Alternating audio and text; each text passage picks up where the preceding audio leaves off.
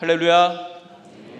오늘 이 밤에 하나님께 나온 우리 모두에게 하늘의 평강이 가득하기를 바랍니다. 그리고 이 밤에 성령께서 우리 모두를 깊은 기도의 시간으로 또 인도해 주시기를 바랍니다. 여러분, 나의 끝 예수의 시작이라고 하는 제목의 책이 있어요. 이 저자는 카일 아이들먼이라고 하는 꽤 알려진 이 기독교 저자입니다. 이 책을 보면 이런 내용이 하나가 나와요. 어느 날 이 저자가 자기 인터넷 개인 SNS에 이 불특정 다수의 이 그리스도인들을 대상으로 이런 질문을 하나 던져본 겁니다. 이런 질문이에요. 당신은 언제, 어느 때에 예수님을 실제로 만났습니까? 당신은 언제, 어느 때 예수님을 실제로 만났냐, 경험했냐는 이 질문을 한번 던져본 겁니다. 그러니까 어떤 결과가 생겼냐면 이 몇 시간이 지나지 않아서 수백 개의 답글이 그 질문에 달리더랍니다. 그런데 그 질문에 대한 답변들, 이런 대답들이 줄을 이뤘다고 해요. 한번 들어보세요. 내가 얼마나 약한 존재인지를 절실히 깨달았을 때 나는 그때 예수님을 실제로 만났다. 내가 아무것도 기댈 곳이 없었을 때, 나를 아는 모든 사람이 내게 등을 돌렸을 때 나는 그때 예수님을 실제로 만났다.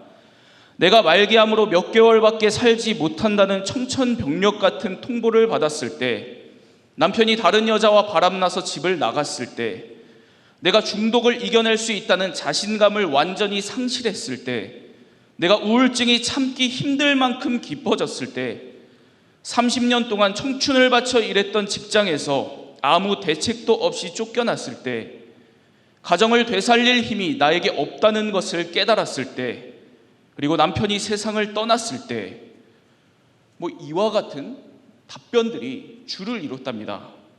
이런 때 나는 예수님을 그때 실제로 만났습니다. 이렇게 수백 명의 그리스도인들이 고백을 했다는 겁니다. 여러분, 저자가 이 답글을 확인을 하면서 이 수백 개의 답변들을 쭉 보면서 이 답변들이 갖고 있는 공통된 특징을 하나 발견을 해요. 공통점이 있다는 겁니다. 여러분, 지금 제가 얘기한 이 수많은 답변들의 공통점이 뭘까요? 공통점이요, 이 많은 사람들이 하나님을 실제로 만났다고 하는 그 언제 만났느냐, 놀랍게도 내가 잘 나갈 때가 아니었다는 겁니다. 오히려 내 인생이 끝난 것 같은 때, 나의 끝, 나의 한계를 경험을 할 때, 그때야 비로소 그 자리에서 하나님을 만나고 하나님의 인도하심을 경험했다고 하는 이런 공통점이 있다는 겁니다.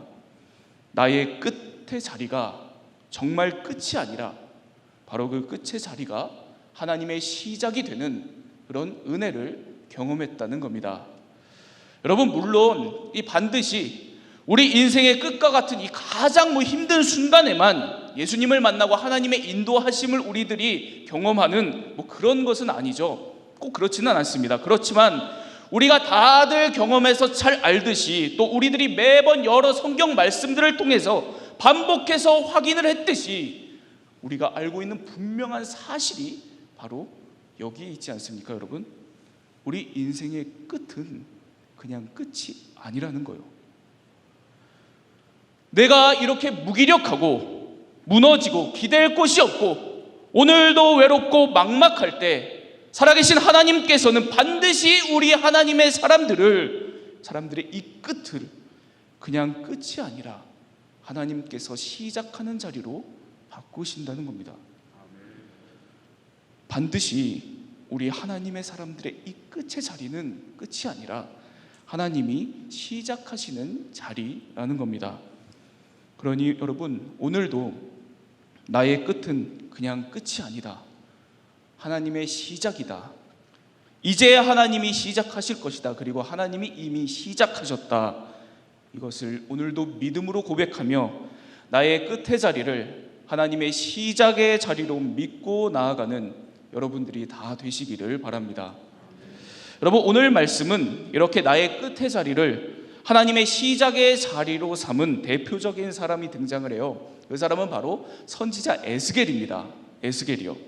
오늘 말씀 1장 1절에서 2절 말씀을 우리 함께 보도록 하겠습니다. 함께 읽겠습니다. 시작. 30째 해 넷째 달 초 닷새에 내가 그발강가 사로잡힌 자 중에 있을 때에 하늘이 열리며 하나님의 모습이 내게 보이니 여호야긴 왕이 사로잡힌 지 5년 그달 초 닷새라. 여러분, 말씀이 이렇게 시작을 하고 있는 것을 지금 우리가 봤습니다. 30째 해라는 이 기간으로 이 말씀이 시작하고 있는 것을 우리가 보고 있어요. 여러분, 여기서 얘기하는 30년은 여러 추측들이 있지만 그 중에 대표적으로 이 30년이 무엇을 의미하느냐는 이 학자들의 추측은 바로 이 30년이 이 당시 선지자 에스겔의 나이를 의미하는 것이다 라는 해석을 주로 합니다. 그러니까 여러분, 이 지금 에스겔이 내가 30살이 되던 해에 이런 일들이 있었다라고 이야기를 시작한다는 거예요. 여러분, 그런데 왜 에스겔이 지금 이 이야기를 시작하면서 자기 나이 30살을 지금 강조하면서 시작을 할까요? 왜냐하면 여러분, 30살은 바로 이 당시에 이 에스겔이 속해 있었던 이 제사장이 속한 이 레위인들이 성막에서 일할 수 있는 나이, 자격이 바로 30살이었습니다. 30살이요. 에스겔은 이 당시에 아주 유력한 제사장 가문이었거든요. 사독 계열의 제사장 부시의 아들이었습니다. 그러니까 이 에스겔은 이 제사장 가문에서 태어나서 나이 30이 되면 자연스럽게 자신도 제사장이 되어서 성전에서 하나님을 섬기고 예배를 집전해야 하는 그런 중요한 역할을 가지는 그런 제사장이었다는 겁니다. 여러분, 그런데 오늘 말씀은 바로 이런 에스겔의 인생 중요한 30살의 시기에 이 상황이 아주 이상하게 흘러가고 있다는 것을 이렇게 우리에게 이어서 알려주고 있습니다. 30째 해 넷째 달 초 닷새에 내가 그발강가 사로잡힌 자 중에 있을 때에, 여러분, 에스겔이 지금 황당하게도 나는 지금 사로잡힌 자 중에 있다고 이야기를 하는 겁니다. 지금 성전에 있는 것이 아니라 머나먼 이방 땅 바벨론 포로로 끌려와 있다, 이런 이야기를 하는 겁니다. 여러분, 그러니까 유력한 제사장 가문으로 성전에서 아주 중요한 역할을 수행해야 하는 바로 이런 시기에 나라는 망하고 성전은 다 파괴가 되고 자신은 이역만리 이 바벨론 땅의 포로로 끌려와서 고된 노역을 하면서 바벨론에서 포로 생활을 하는 이런 상황에 처해 있다는 겁니다.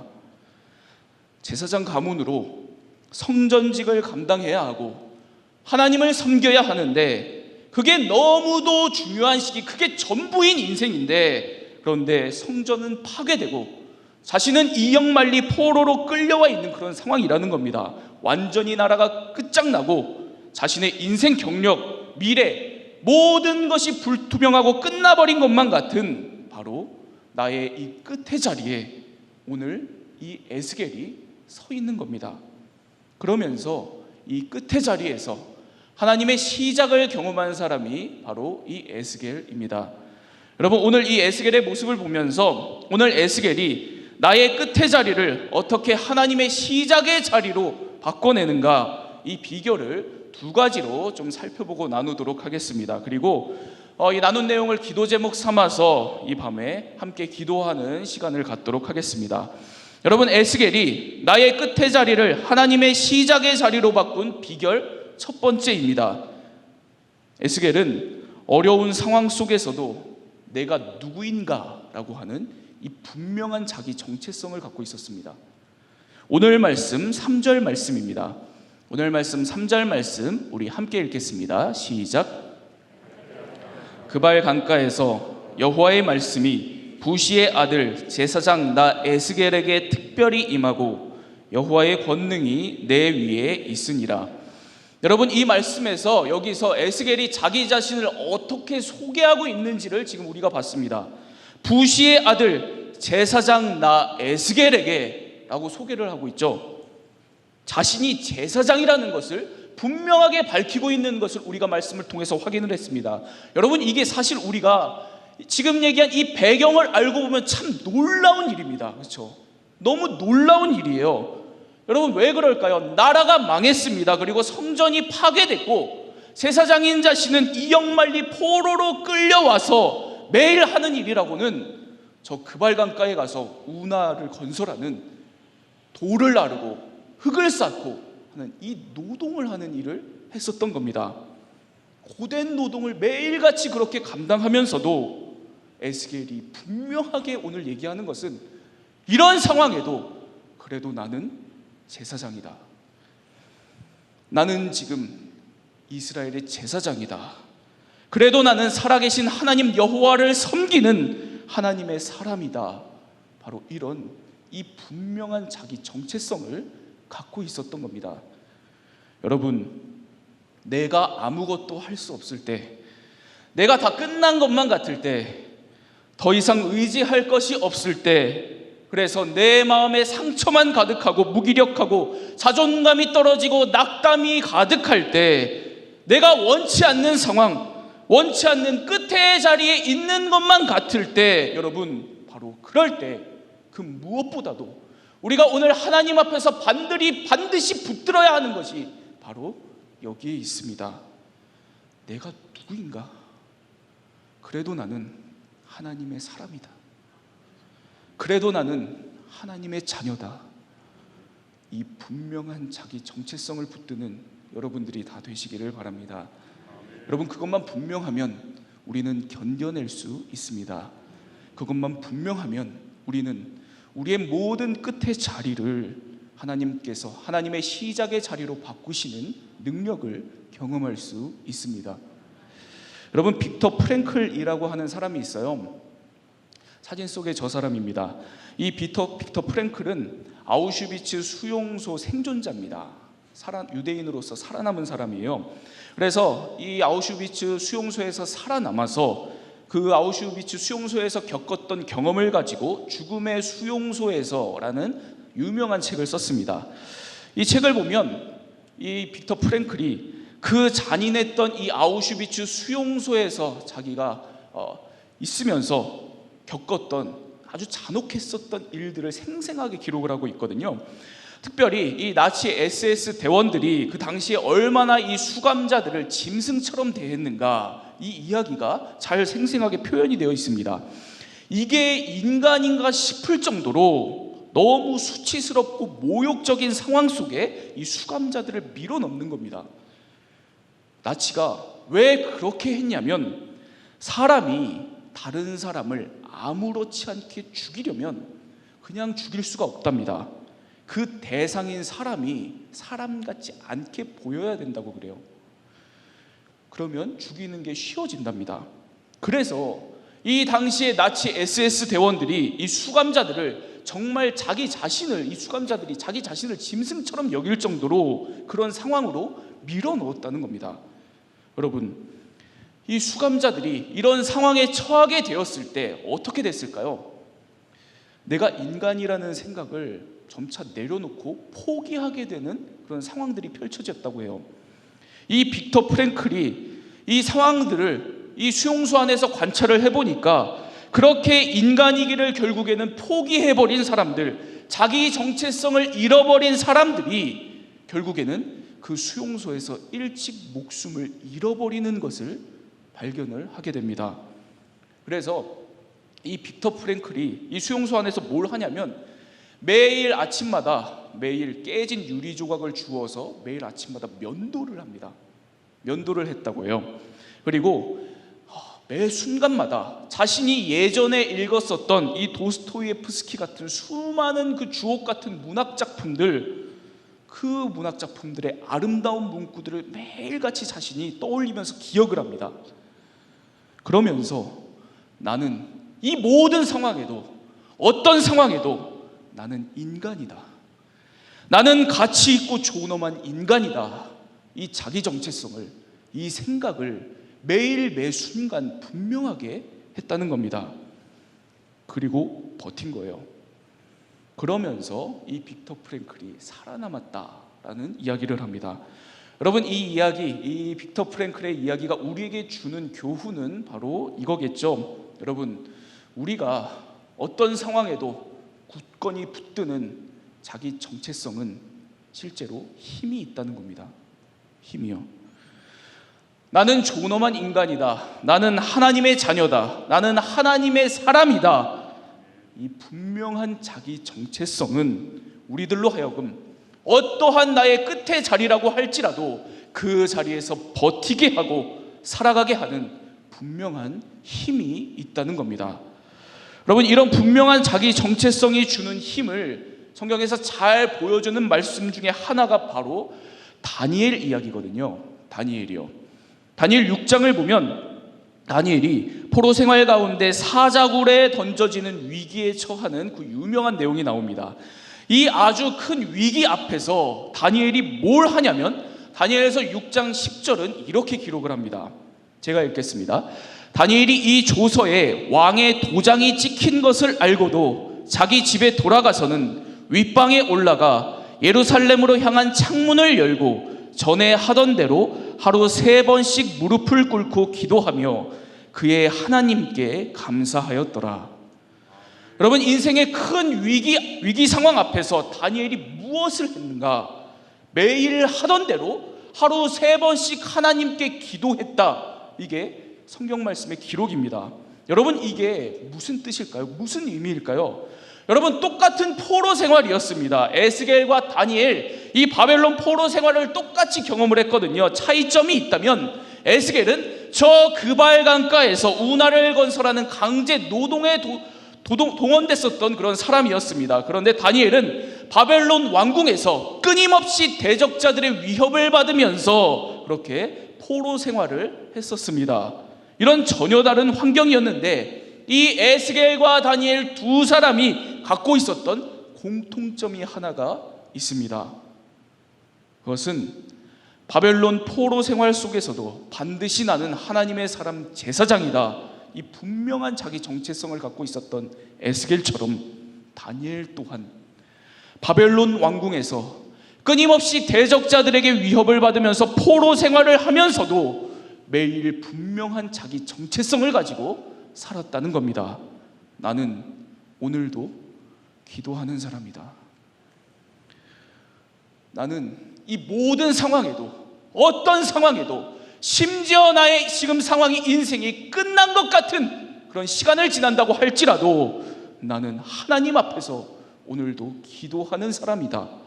바로 이런 분명한 자기 정체성을 갖고 있었다는 겁니다. 여러분, 그리고 다니엘이 이렇게 살았을 때 어떻게 인생이 펼쳐졌는지 다니엘서가 우리에게 생생하게 우리에게 알려주잖아요. 이렇게 분명하게 기도하는 사람으로서 자기 정체성을 갖고 있었던 이 다니엘이 사자굴에 던져졌다. 정확하게 다니엘이 인생이 완전히 끝장난 것 같은 끝의 자리까지 가게 됐다. 성경이 이렇게 이야기를 하지만 그런데 그 끝의 자리에서 하나님께서 천사를 보내셔서 사자들의 입을 다 틀어 막으시고 다니엘이 조금도 상하지 않았다는 겁니다. 그리고 하나님께서 다니엘을 온 바벨론 땅에서 높이시는 일까지 일어나게 됩니다. 다니엘의 끝의 자리가 하나님의 시작의 자리가 되는 그런 사건을 다니엘서는 우리에게 알려주고 있습니다. 여러분, 오늘 말씀에서 이 에스겔은 30의 나이에 바벨론 포로로 잡혀 있었습니다. 2억 말리 바벨론 땅에서 강제 노동을 하고 있었습니다. 그런데 이런 상황에서도 나는 제사장이다, 나는 하나님의 사람이다 라고 하는 분명한 자기 정체성 갖고 있었다는 겁니다. 흔들리지 않았습니다. 그러니까 그런 그에게 놀라운 일이 일어납니다. 하늘이 열리고 하나님의 권능이 그에게 임하면서 그 끝난 것 같은 삶의 자리가 하나님께서 일하시는 시작의 자리가 되는 것을 경험하게 됩니다. 여러분, 지금 여러분들의 상황이 어떻든 여러분들은 하나님의 자녀입니다. 하나님의 사람입니다. 어떤 상황에도 이 분명한 자기 정체성 흔들리지 마시기 바랍니다. 그렇다면 반드시 내 인생의 어떤 어려움, 마치 삶이 다 끝난 것 같은 그런 자리를 지난다고 할지라도 결코 그 자리는 끝이 아니게 될 겁니다. 반드시 하나님께서 우리들의 그 끝의 자리를 하나님의 시작의 자리로 바꾸실 겁니다. 이 하나님의 능력이, 이 하나님의 권능이 오늘 저와 여러분 우리 모두에게 임하고 힘이 되기를 바랍니다. 나의 끝의 자리를 어떻게 하나님의 시작의 자리로 바꿔내는가, 그 비결 두 번째입니다. 에스겔은 나의 끝의 자리에서 하나님의 시작을 확실하게 분명하게 보는 이 믿음의 눈을 갖고 있었습니다. 오늘 말씀 3절 말씀을 우리 다시 읽도록 하겠습니다. 함께 읽겠습니다. 시작. 그발 강가에서 여호와의 말씀이 부시의 아들 제사장 나 에스겔에게 특별히 임하고 여호와의 권능이 내 위에 있으니라. 여러분, 에스겔은 30의 나이에 바벨론 포로 생활을 하고 있습니다. 2억 만리 바벨론 땅에서 노역을 하고 있었어요. 그러한 상황에도 자신이 제사장이라는 이 분명한 자기 정체성을 갖고 있었다고 말씀을 드렸습니다. 그런 그에게 놀라운 일이 일어나요. 그 끝의 자리 갈대아 땅 그발 강가에서 하나님의 말씀이 그에게 특별히 임하고 하나님의 권능이 임하는 놀라운 사건이 일어나게 된 겁니다. 여기서 주목할 만한 표현이 하나가 있습니다. 에스겔에게 여호와의 말씀이 이렇게 임했는데 오늘 말씀은 특별히 임했다라고 기록을 하고 있습니다. 여기 이 특별이라는 히브리어 단어는 확실하게, 확실히라고 하는 이 다른 뜻이 있거든요. 그리고 에스겔은 그 확실히 임한 이 여호와의 권능이 내 위에 있었다라고 이야기를 합니다. 이 말을, 이 표현을 공동번역 성경에서는 이렇게 다르게 번역을 합니다. 그는 여호와의 손에 잡혔던 것이다. 여러분, 이 표현들을 정리를 하면 이런 거예요. 다 끝난 것 같은 이 바벨론 땅 그발 강가의 자리, 바로 거기에서 에스겔에게 하나님의 시작이 임하게 되었는데 어떻게 임하게 됐나? 어떻게 임하게 됐나? 오늘 에스겔 말씀이 강조하는 지점이 바로 여기 있습니다. 그냥 임한 게 아니라 하나님의 손이 나 에스겔을 확실하게, 분명하게 붙잡았다. 내가 그걸 확실하게 봤다. 내가 그것을 확실하게 느꼈다. 바로 이렇게 확실한 이 시각적 그림으로 묘사를 하면서 에스겔이 하나님의 권능을 대충 느끼지 않았다는 겁니다. 애매하게 느끼지 않았다는 거예요. 분명히 봤다는 겁니다. 확실하게, 분명하게 느꼈다는 겁니다.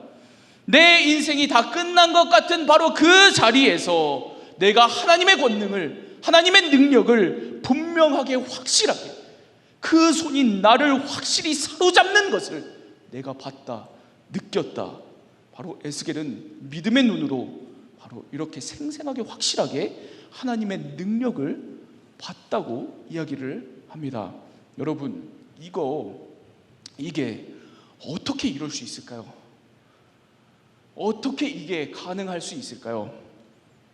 어떻게 내 인생이 다 끝난 것 같은 때, 너무도 힘들 때, 어렵고 아무도 없는 것 같을 때 하나님의 시작이 그때 나에게서 일어나고 있다는 것을 이 에스겔처럼 분명하고 생생하게 우리가 볼 수 있을까요? 여러분, 아무리 생각해도 방법을 잘 모르겠어서 나로서는 전혀 느낄 수가 없고 볼 수가 없어서 하나님께만 방법이 있을 것이라는 생각이 듭니다. 하나님께서 우리의 눈을 열고 우리로 하여금 하나님의 능력을, 하나님의 권능을 확실하게, 생생하게 이 에스겔처럼 우리에게도 보여주실 수 있을 것이라는 그런 생각은 듭니다. 그래서 여러분, 오늘 우리가 간절하게 구해야 할 것이 바로 이것이라는 생각이 듭니다. 하나님, 확실하게, 생생하게 오늘 나를 권능으로, 하나님의 손으로 붙잡아 주시는 것을 저도 보게 해 주옵소서.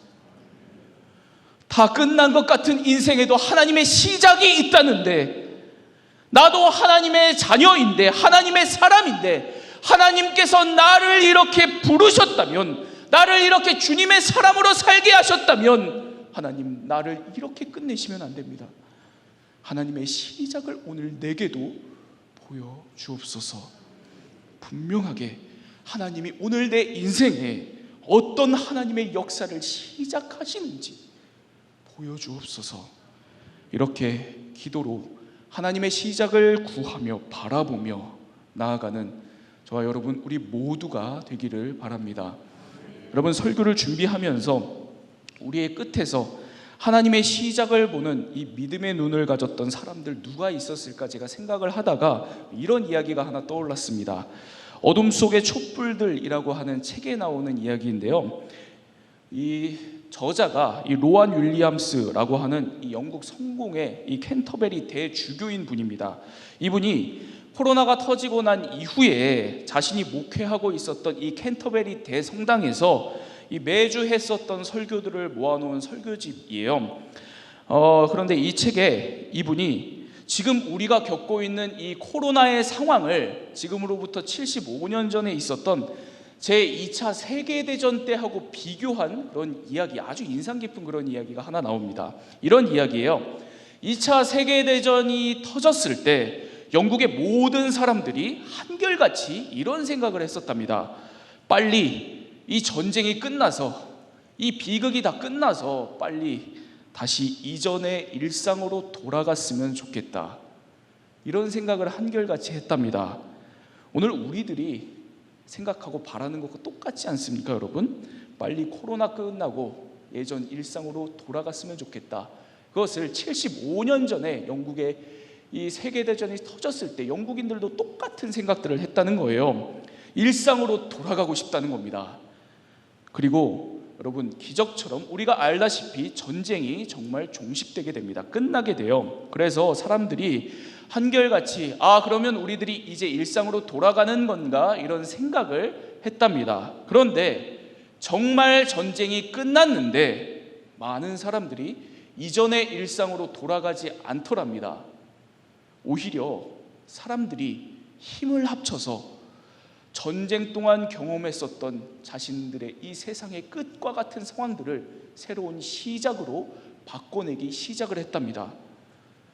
약자들, 가난한 사람들, 노인들이 안전하게 살 수 있는 복지국가로 자신들의 나라인 영국을 바꿔가기 시작했다는 거예요. 왜 그런 일이 벌어졌는가? 왜 이런 일이 발생을 했는가? 로안 윌리엄스가 그 책에서 이렇게 진단을 합니다. 그 끔찍한 전쟁의 기간 동안 수많은 고통과 근심이 사람들을 모두를 짓눌러서 마치 세상이 정말 끝난 것 같은 시간을 보내는 동안 당시의 영국인들은 그 끝의 자리에서 새로운 시작을 갈망하고 바라봤다는 겁니다. 얼마나 그게 간절했는지, 얼마나 그걸 사모하게 되는지 그들은 그렇게 끝인 것 같은 그 상황에서 하나님의 시작을 바라보게 됐던 겁니다. 그리고 상처와 폐허로 얼룩진 세상에서 새로운 세상을, 새로운 하나님의 시작을 만들어갔다, 그렇게 로안 윌리엄스가 이야기를 합니다. 이 이야기를 하면서 로안 윌리엄스가 우리 그리스도인들에게 이런 권면을 덧붙여요. 75년 전 세상이 다 끝난 것 같은 그런 상황에서도 새로운 하나님의 시작을 바라봤었던 영국인들처럼 오늘 주님의 부활을 믿는 우리들 또한 어떤 끝과 같은 상황, 그 모든 것들이 정말 끝이 아니라 하나님의 시작이라는 것을 믿어야 하는 것이 아니냐, 이런 이야기를 합니다. 저 골고다 십자가에서 인생이 끝났지만 하나님의 시작을 경험한 예수 부활의 소망을 가지고 믿음으로 오늘 우리들도 이 코로나의 시대, 나의 끝과 같은 상황을 살아가야 하는 것이 아니냐, 바로 이런 말을 그 책에서 하는 것을 봤습니다. 여러분, 나의 끝이 아니라는 것을 오늘도 분명하게 바라보고 살아가는 여러분들이 다 되기를 바랍니다. 나의 끝이 정말 끝이 아니라 하나님께서 새로운 시작을 열어가시는 하나님의 시작이라는 것을 오늘도 믿음으로 붙들고 나아가는 여러분들이 다 되시기를 바랍니다. 어떤 나의 끝과 같은 상황이라고 할지라도 나는 하나님의 사람이라는, 나는 하나님의 자녀라는 분명한 자기 정체성을 가지고 살아가는 우리 모두가 되기를 바랍니다. 나의 끝과 같은 상황 이 자리에 반드시 확실하고 분명한 하나님의 손이 권능이 임할 것을 믿고 구하며 나아가는 우리 모두가 다 되기를 바랍니다. 그럴 때 십자가에 달리시고 죽임당한 예수를 다시 살리신 하나님의 능력이, 그 권능이 우리들에게 함께할 것입니다. 오늘 여러분들에게 바로 이 분명하고 확실한 하나님의 손이 여러분들을, 나를 꽉 붙드는 역사가 있기를 바랍니다. 살아계신 하나님 아버지, 갈급한 심령으로 주의 전에 나와 또한 온라인으로 예배에 동참하며 살아계신 하나님을 찬양합니다. 말씀 앞에 엎드립니다. 간절하게 부르짖고 기도합니다. 주님, 우리들을 만나 주시고 긍휼히 여겨 주시옵소서. 코로나 팬데믹의 장기화로 인해서 하나님 절망 가운데 살아가고 낙심과 두려움과 불안과 염려 가운데 살아가는 하나님의 사람들, 아버지 하나님, 참으로 그 백성들을 긍휼히 여겨 주시옵소서. 이것이 마지막인가, 이것이 끝인가, 절망과 벼랑 끝에서 짤 빨지 못하는 하나님 그 백성들, 하지만 나의 끝이 하나님의 시작임을 고백하며 하나님 그 끝선에서 영적으로 주님의 손 붙잡고 비상하는 하나님의 거룩한 자녀들 다 되게 인도하여 주시옵소서. 이 나라와 민족, 세계 정세와 선교지를 위해서 기도하였습니다. 특별히 아프간 땅에 살아가는 하나님 불쌍한 그 심령들을 주님께서 긍휼히 여겨 주시옵소서. 탈레반의 무자비한 그 정부 치하에서 불안과 두려움에 떨고 있는 여성들과 어린아이들을 하나님 불쌍히 여겨 주시옵소서. 지하에서 하나님 비밀리에 믿음 생활을 하고 있는 하나님의 사람들을 주님의 강한 손과 편팔로 붙잡아 주시옵소서. 아버지 하나님, 교회 다음 세대들 우리 청년부들을 위해서 기도하였습니다.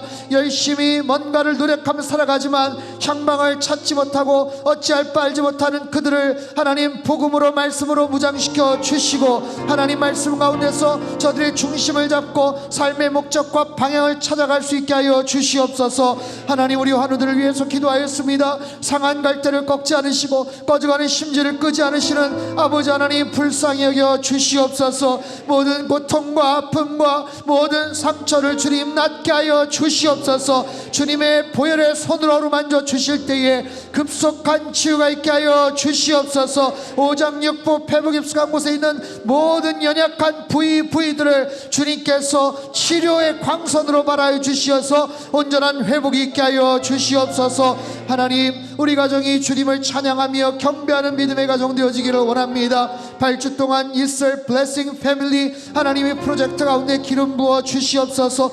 어린 자녀를 키우는 하나님 우리 부모님들, 청소년 사춘기에 있는 하나님, 참으로 어찌할 바 알지 못하는 참으로 우리의 모든 젊은 우리 친구들, 고등학생들, 중학생들, 하나님 그 아이들을 키우고 있는 우리 부모님들, 청년들, 대학생들, 홀로 믿음 생활하는 하나님 모든 싱글 라이프를 살아가고 있는 사람들, 또한 부부끼리 열심히 믿음 생활하고 있는 모든 가정들이 살아계신 하나님을 경험하며 하나님의 지혜를 배우는 특별한 계기가 되게 도와주시옵소서. 하나님 아버지, 주일 예배 가운데 성령 하나님 임하여 주시어서 기름 부어주시고 역사하시고 하늘의 신령한 풍성한 은혜를 물붓듯이 부어주시옵소서. 하나님, 우리의 예배가 일상으로 연결되어지기를 원합니다. 가정으로 연결되어지기를 원합니다. 날마다 우리의 개인적인 삶으로 연결되어지기를 원합니다. 에스겔에게 주셨던 특별한 은혜, 특별한 하나님의 말씀을 저희들에게도 허락하여 주시옵소서. 특별한 그 말씀으로 위로를 받게 하시고 삶의 진로를 경험하게 하시고 하나님을 더욱더 앙망하며 비전을 쫓아 살아가는 하나님 말씀의 사람들로 거듭날 수 있게 주님 축복하여 주시옵소서. 그 하나님의 말씀이 우리 인생을 장악하며 가정을 장악하며 하나님 우리 교회와 이 나라 민족을 하나님 아버지 붙잡아 주시고 역사하여 주시옵소서. 하나님 앞에 간절한 마음, 또 신실한 하나님 섬김의 마음을 가지고 물질 드리는 모든 손길들마다 하늘의 신령한 복과 땅이 기름진 복으로 넘치도록 부역사하시고 예물이 쓰여지는 모든 곳에 하나님의 영광이 편만하게 드러나게 하여 주시옵소서. 이제는 우리 주 예수 그리스도의 크신 은혜와 하나님 아버지의 극진하신 사랑하심과 성령님의 교통하심의 역사가 우리의 끝인 것 같지만 하나님의 새로운 시작임을 믿음으로 고백하며 날마다 말씀과 동행하며 승리하며 살기를 간절히 바라는 주님 앞에 예배드린 모든 주의 백성들, 그들의 가정과 일터와 건강과 자녀들이 앞길 위에와 이 나라 민족 흩어진 모든 열방 위에 이제로부터 영원토록 함께 하시기를 간절히 축원하옵나이다. 아멘.